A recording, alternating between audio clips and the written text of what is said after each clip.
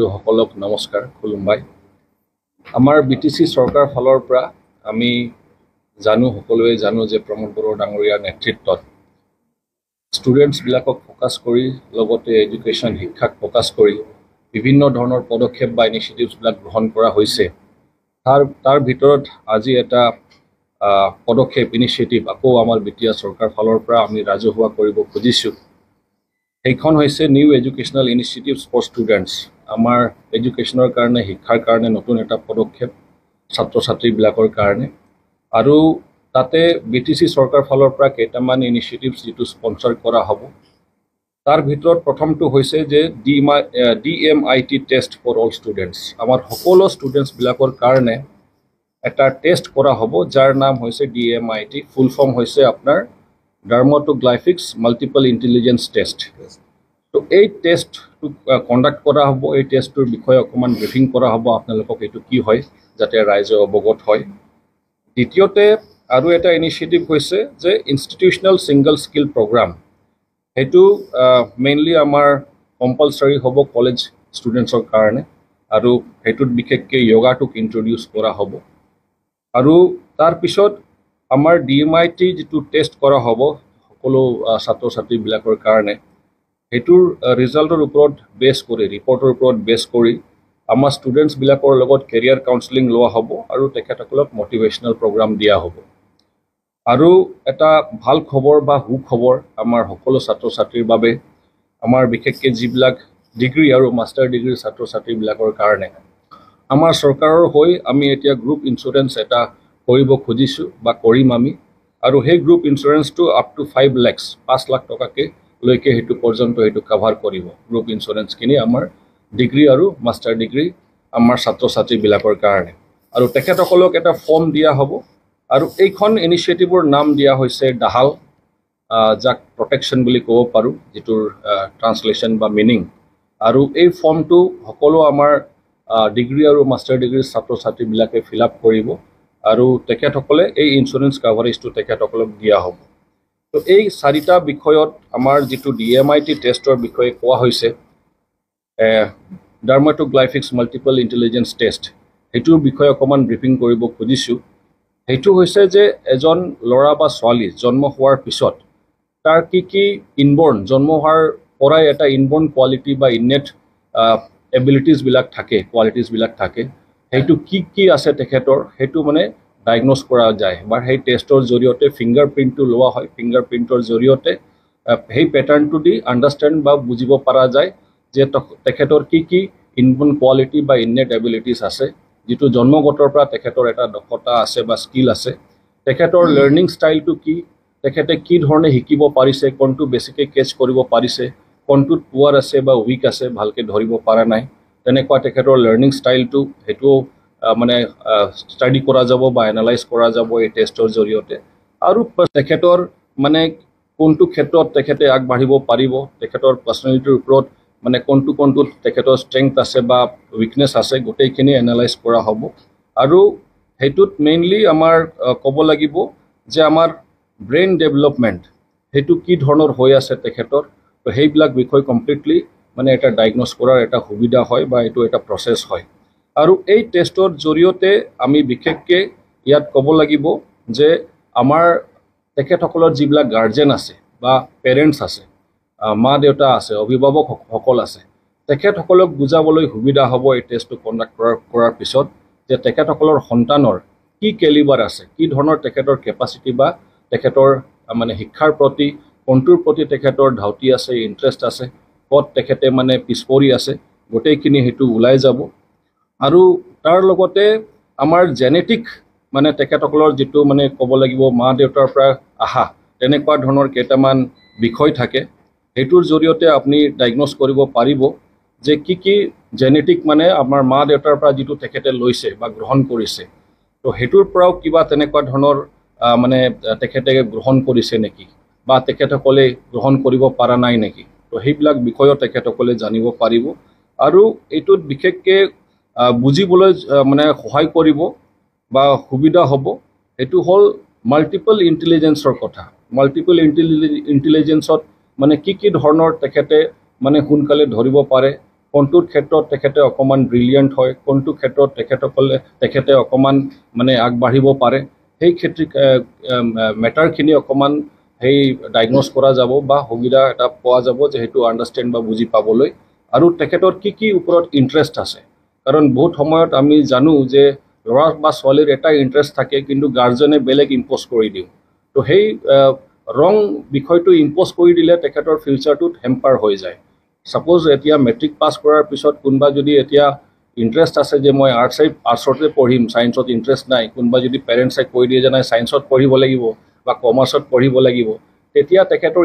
ইণ্টাৰেষ্টৰ এগেইনষ্টত গুচি যায়, আৰু তেতিয়া তেখেতৰ মানে এডুকেশ্যনত কম্প্ৰমাইজ হৈ যায়, কাৰণ তেখেতৰ ইণ্টাৰেষ্ট আছিল বেলেগ, কৰিব দি আছোঁ আমি বেলেগ। তো সেই ইণ্টাৰেষ্টটো মানে এতিয়া ধৰক যদি আমি গম পাই যাওঁ, তেতিয়া নিশ্চিতভাৱে সেইখিনি ক্ষেত্ৰতে আমি তেখেতক আগুৱাই লৈ যাবলৈ সুবিধা হ'ব, আৰু তেখেতে নিজেই মানে সেইখন ক্ষেত্ৰত মানে আগবাঢ়িবলৈ সুবিধা হ'ব, কাৰণ তেখেতৰ নিজৰ ইণ্টাৰেষ্ট তাতে জড়িত হৈ আছে। তো সেই ক্ষেত্ৰত আমাৰ সুবিধা হ'ব তেখেতৰ ইণ্টাৰেষ্টটো জানিবলৈ, বুজিবলৈ। তো এই ক্ষেত্ৰত বহুত সহায় কৰিব, আৰু এইটো তেখেতৰ কেৰিয়াৰটোক আগবাঢ়ি লৈ যাবলৈ, কেৰিয়াৰটোত মানে ছাকচেছফুল হ'বলৈ, সাফল্যমণ্ডিত হ'বলৈ, এইটো এটা তেখেতৰ জীৱনৰ কাৰণে এটা ৰণনীতি বা এটা ষ্ট্ৰেটেজিও আমি তেখেতৰ কেৰিয়াৰৰ কাৰণে বনাবলৈ আমি সক্ষম হ'ম বা সুবিধা এটা পাম, সেইখিনি বুজি পালে। আৰু তাৰ লগতে তেখেতে কোনটো ষ্ট্ৰীমটোত মানে ইণ্টাৰেষ্ট আছে, আৰ্টছ, কমাৰ্চ, ছায়েন্স, কোনটোত পঢ়িবলৈ তেখেতৰ ধাউতি আছে, ইণ্টাৰেষ্ট আছে, গোটেইখিনি বুজি পাই তেখেতে কোনটো চইচ কৰিব, সেইটোত তেখেতক সহায় কৰিবলৈ মানে এটা ৰাস্তা ওলাব। তো এতিয়া কথাটো হৈছে যে টেষ্টৰ জৰিয়তে তেখেতৰ ফাউণ্ডেশ্যন, এইটো এটা ফাউণ্ডেশ্যন হ'ব, এটা এনালাইজ কৰিবলৈ, এটা ইভালুৱেশ্যন কৰিবলৈ এই টেষ্টৰ জৰিয়তে, যে কোন ক্ষেত্ৰত তেখেতক আমি আগুৱাই লৈ গ'লে বা তেখেতক কেৰিয়াৰ মানে গাইডেন্স দিলে, তেখেতক মানে মটিভেশ্যন দিলে, তেখেতৰ ফিউচাৰটো যাতে সুনিশ্চিত হ'ব পাৰে, সেইটোৰ ক্ষেত্ৰত বহুত সহায় কৰিব। আৰু এই DMIT টেষ্টটো মানে beneficial for all age groups, আমাৰ সৰুৰ পৰা ডাঙৰলৈকে যিসকলক এই টেষ্টটো কৰা হ'ব, তেখেতসকলৰ কাৰণে সুবিধাজনক হ'ব, লাভদায়ক হ'ব, আৰু লগতে গাৰ্জেনসকলৰ কাৰণেও লাভদায়ক হ'ব, অভিভাৱকসকলৰ কাৰণেও লাভদায়ক হ'ব। কাৰণ তেখেতসকলে নিজৰ সন্তানে কোনটো ভাল পায়, কোনটো বেয়া পায়, কোনটোত তেখেতৰ ষ্ট্ৰেংথ আছে, কোনটোত উইকনেছ আছে, গোটেইখিনি কথা যিহেতু গাৰ্জেনসকলেও জানিব, তো তেখেতসকলৰ কাৰণেও সুবিধা হ'ব নিজৰ সন্তানক সেইখনতেই আগবঢ়াই লৈ যাবলৈ আৰু সহায় কৰিবলৈ। আৰু লগতে আমাৰ শিক্ষক শিক্ষয়িত্ৰী বা শিক্ষাগুৰুসকলৰ কাৰণেও, টিচাৰ্ছসকলৰ কাৰণেও লাভদায়ক হ'ব। কাৰণ টিচাৰ্ছসকলে যেতিয়া জানা পাব যে এইখন ছাত্ৰ বা ছাত্ৰীৰ কোনটোত ইণ্টাৰেষ্ট আছে, ধাউতি আছে, আৰু ক'ত কমজোৰ হৈ আছে, তাতে তেখেতসকলে সহায় কৰিব পাৰিব। তো এইটো এটা বহুত ধুনীয়া এটা পদক্ষেপ ক'ব লাগিব, আৰু এইটোৰ জৰিয়তে সঁচাকেই আমি ছাত্ৰ ছাত্ৰীবিলাক সহায় কৰিবলৈ সক্ষম হ'ম, তেখেতসকলক ৰাইট ডিৰেকশ্যন দিবলৈ আমি সক্ষম হ'ম। তেখেতসকলে যাতে জীৱনত বহুতে হাবাথুৰি খাব লগা হৈ যায়, আমি বহুত কেছেছ চাইছোঁ। আমি আমাৰ BTR প্ৰধান প্ৰমোদ বড়ো ডাঙৰীয়া দেৱৰ পৰা বহুত তেনেকুৱা ধৰণৰ ঘটনা শুনিছোঁ, যে তেখেতৰ ওচৰত মাষ্টাৰ্ছ ডিগ্ৰী কৰা ল'ৰা বা ছোৱালীবিলাকে যায়, আৰু তেখেতসকলে মানে চাকৰিৰ কাৰণে, তেখেতসকলৰ মা দেউতাসকলে যায়, তেখেতসকলৰ চাকৰিৰ কাৰণে ৰিকুৱেষ্ট কৰিব লগা হৈ যায়। কিন্তু এজন ল'ৰা বা ছোৱালী এতিয়া ডাঙৰ যদি হৈ যায়, কমচে কম ডিগ্ৰী যদি পাছ কৰে, তেখেতে নিজেই চাকৰিখন বা কি কৰিম সেইখন তেখেতে নিজেই সিদ্ধান্তটো ল'ব লাগিছিল। কিন্তু মাষ্টাৰ ডিগ্ৰী কৰাৰ পিছতে তেখেতসকলে মা বা দেউতাৰ ওপৰত ডিপেণ্ডেণ্ট হ'ব লগা হৈ যায়। কাৰণটো হৈছে যে ৰাইট মানে তেখেতসকলে এনালাইজ কৰা নাই, বা ৰাইট ডিচিশ্যন তেখেতসকলে ল'ব পৰা নাই, বা ৰাইট যিটো ষ্ট্ৰীম সেইটো চুজ কৰিব পৰা নাই। তো সেই ক্ষেত্ৰত তেখেতসকলে এইটো হাবাথুৰি খাব লগা হৈ যায়। আৰু বহুতক চাইছোঁ যে গ্ৰেজুৱেশ্যন পাছ কৰাৰ পিছত, মাষ্টাৰ ডিগ্ৰী পাছ কৰাৰ পিছত তেখেতসকলে হয়তো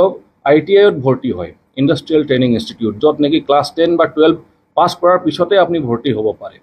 এইটো বৰ দুখজনক কথা, বৰ দুখজনক বিষয়, যিটো আমি মানে পাই আহিছোঁ। আমাৰ তাতো বহুত তেনেকুৱা ধৰণৰ ছাত্ৰ ছাত্ৰীবিলাক আহিছে, যে ডিগ্ৰী পাছ কৰাৰ পিছত বা মাষ্টাৰ ডিগ্ৰী পাছ কৰাৰ পিছত যদি সি ITIত যদি ভৰ্তি লয়, তাৰমানে তাৰ 3 বছৰ লছ গ'ল, লোকচান গ'ল। যোনজনে মানে ডিগ্ৰী পাছ কৰাৰ পিছত ITIত আহিছে, যোনে যদি মাষ্টাৰ ডিগ্ৰী কমপ্লিট কৰাৰ পিছত যদি ITIত ভৰ্তি ল'ব খোজে, তেনেহ'লে তাৰ 5 বছৰ এনেই লোকচান গ'ল। তো এইটোৰ পৰা আমি তেখেতসকলক মানে বচাব পাৰি আছোঁ। এই ৱেষ্টেজ যিটো হৈ আছে, তেখেতসকলৰ এটা সময়, দীঘলীয়া সময়, 3 years বা 5 yearsটো বহুত মাইনা ৰাখে, বহুত মিন কৰে। এইটো টাইমটো বহুত মূল্যৱান হয়, আমি সকলোৱে জানো। এই টাইমটো যাতে আৰু ৱেষ্ট নহয়, সৰুৰে পৰা যদি আমি ডায়াগন'জ কৰি DMITৰ থ্ৰু দি আমি যদি তেখেতসকলক ৰাইট গাইডেন্স দিব পাৰোঁ তেখেতসকলে নিশ্চিতভাৱে এই টাইমটো ৱেষ্টেজ কেতিয়াও তেখেতসকলৰ জীৱনত নহ'ব বহুত কাণ্ট্ৰিজবিলাকত আমি চাইছোঁ যে তেখেতসকলে মানে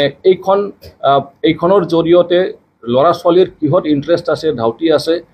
সেইটো জনাৰ পিছত তেখেতসকলে নিজৰ ল'ৰা ছোৱালীক সেইখনতে তেখেতসকলে সহায় কৰে বা সেইখনতে আগবঢ়াই লৈ যায় আৰু তেখেতসকলে সেইকাৰণে শ্বাইন কৰে এক্সেল কৰে আৰু তেখেতসকলৰ ফিউচাৰটো ভাল হয় আৰু ঠিক আমিও BTR চৰকাৰ ফালৰ পৰা এইখন বুজি পাইছোঁ আৰু এইখন বুজি পাই এইখিনি ইনিচিয়েটিভ লোৱা হৈছে মই আশা কৰোঁ যে নিশ্চিতভাৱে আমাৰ বহুত ছাত্ৰ ছাত্ৰী ইয়াৰ পৰা লাভান্বিত হ'ব আমাৰ মা দেউতাসকলে যিটো নিজৰ সন্তানবিলাকক লৈ হাবাথুৰি খাব লগা হয় আৰু হাবাথুৰি খাব লগা নহ'ব আৰু টিচাৰ্ছবিলাকৰ কাৰণে বহুত সুবিধা হ'ব কাৰণ তেখেতসকলে ষ্টুডেণ্টছৰ বিষয়ে জানিব পাৰিব যে কোনটোত ইণ্টাৰেষ্ট আছে কোনটোত ইণ্টাৰেষ্ট নাই কোনটোত উইকনেছ আছে কোনটোত ষ্ট্ৰেংথ আছে গোটেইখিনি জানি পাই ৰাইটভাৱে তেখেতসকলক গাইড কৰিব পাৰিব তো বাকী কথাখিনি আমাৰ ইয়াত ক'ব লাগিব যে মোৰ লগত আজি ইয়াত এডভাইজাৰী কমিটি এইখনৰ কাৰণে বনোৱা হৈছিল আমাৰ এইখন ইমপ্লিমেণ্ট কৰাৰ কাৰণে BTC চৰকাৰ ফালৰ পৰা DMIT যিটো টেষ্টৰ কথা ক'লোঁ আমাৰ ইনষ্টিটিউচনেল স্কিল প্ৰগ্ৰামৰ কথা যিটো ক'লোঁ কেৰিয়াৰ কাউন্সেলিঙৰ কথা যিটো ক'লোঁ বা মটিভেশ্যনেল প্ৰগ্ৰাম যিবিলাক হ'ব আমাৰ গ্ৰুপ ইঞ্চুৰেঞ্চ যিটো ষ্টুডেণ্টছবিলাকক দিয়া হ'ব সেইটোৰ কাৰণে আমাৰ এটা এডভাইজাৰী কমিটি আছে 5জনীয়া এডভাইজাৰী কমিটি ৰখা হৈছে আমাৰ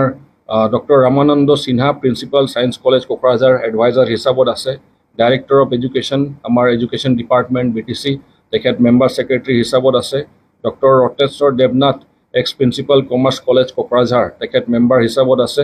doctor Ranjit Kumar Narzary principal Bengtol college তেখেতে মেম্বাৰ হিচাপত আছে ডক্টৰ আব্দুল হুছেইন